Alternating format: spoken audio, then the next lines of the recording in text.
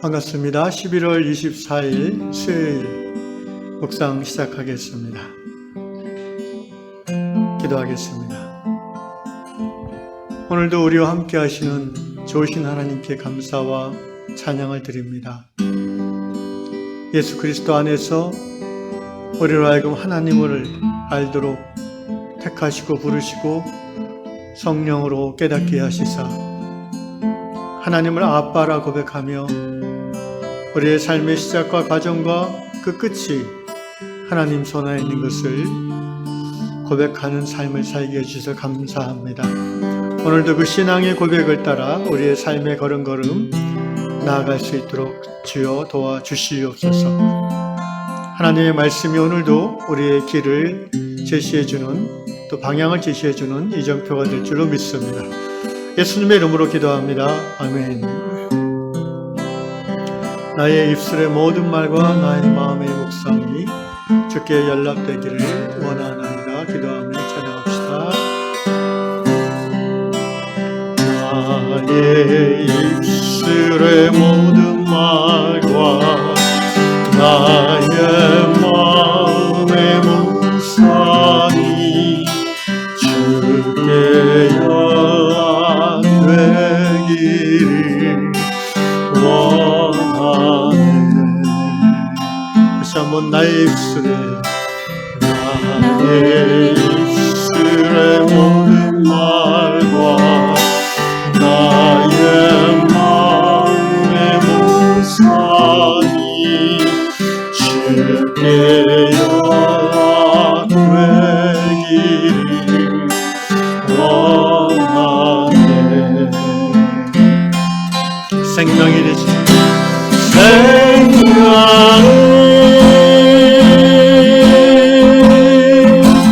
되신 주 반석이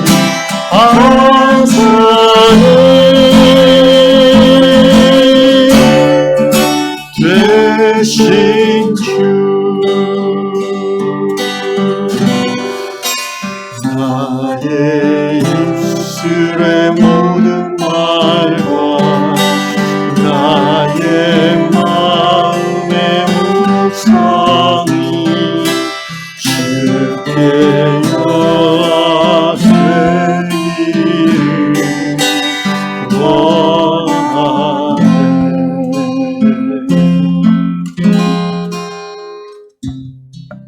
아멘.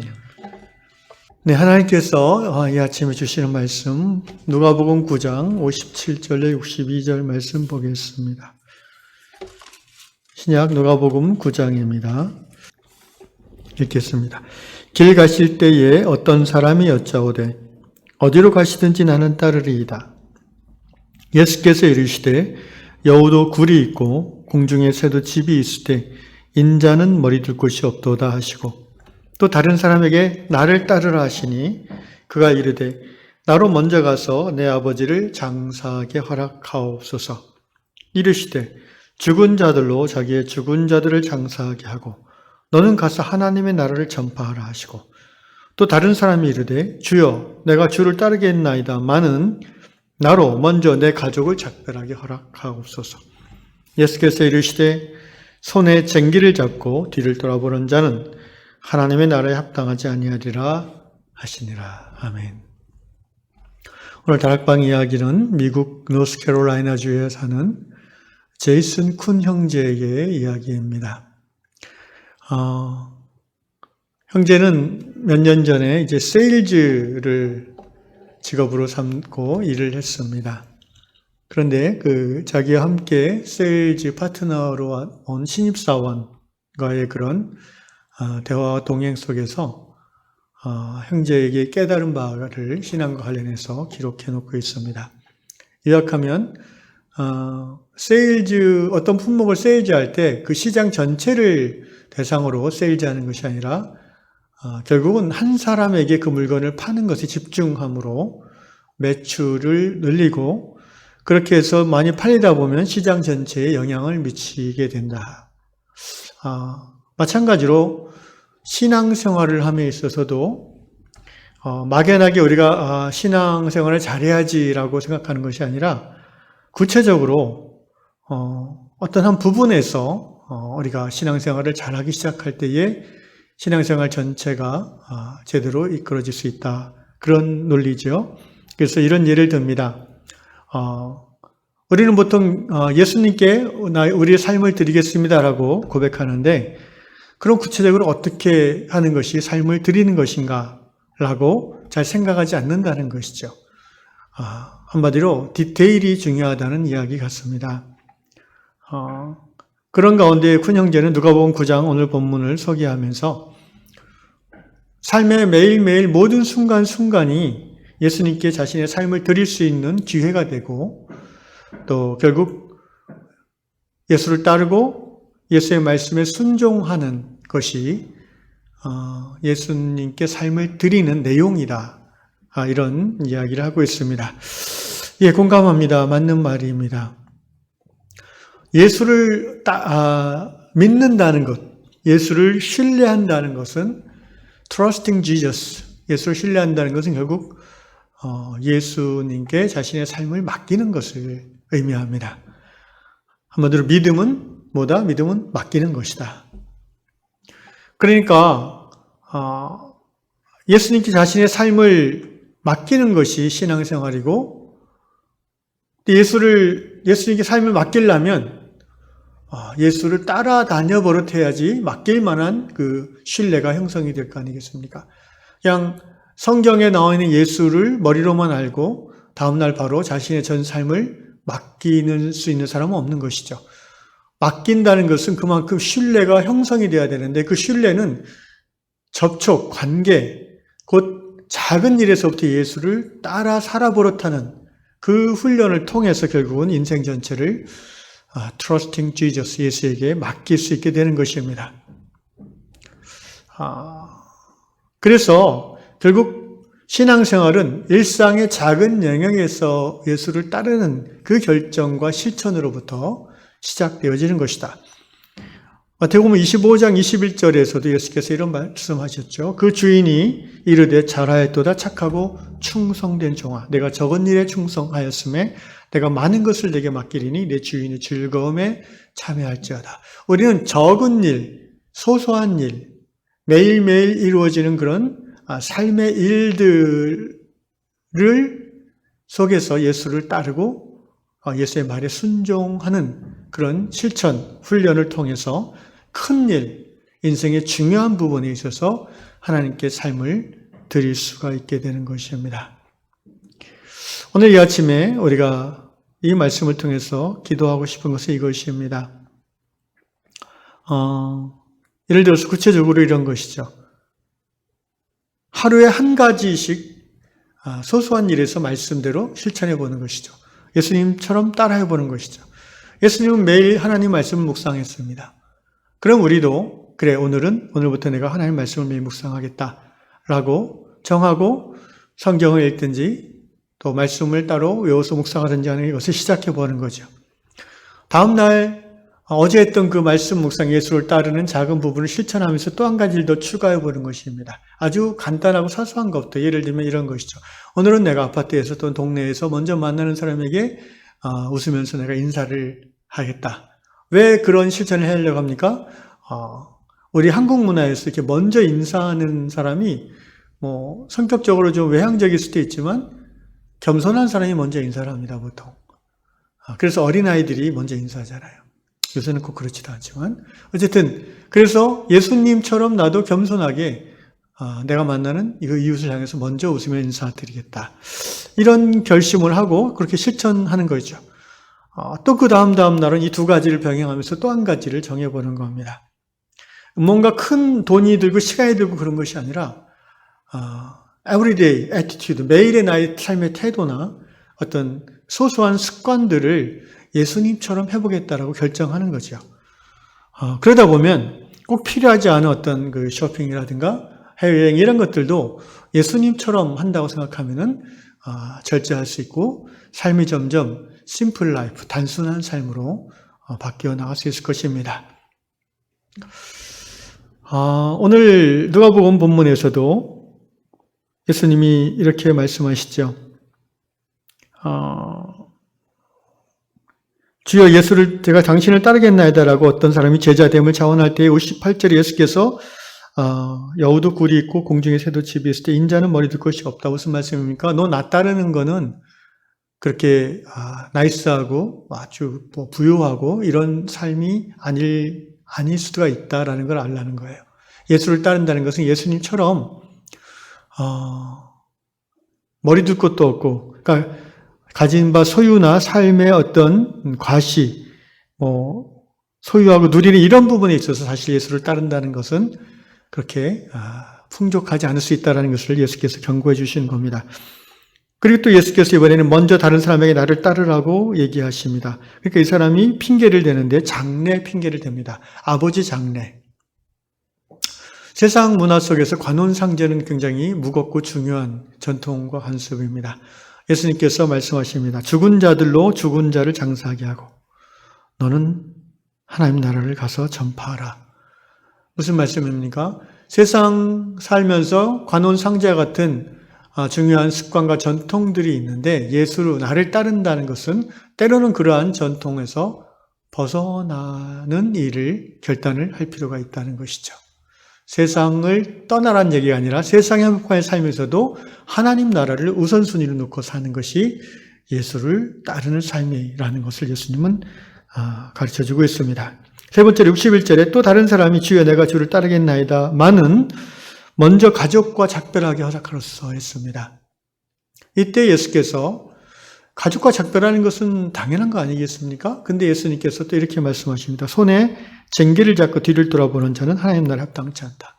그 당시에 이제 농사 방법을 사람들이 다 알고 있기 때문에 이 말은 쉽게 얘기가 합니다. 손에 쟁기를 잡는다는 것은 앞에 소가 가고 있고 논을 쟁기를 이제 갖고 논을 경작하는 거죠. 가는 거죠. 그런데 여러분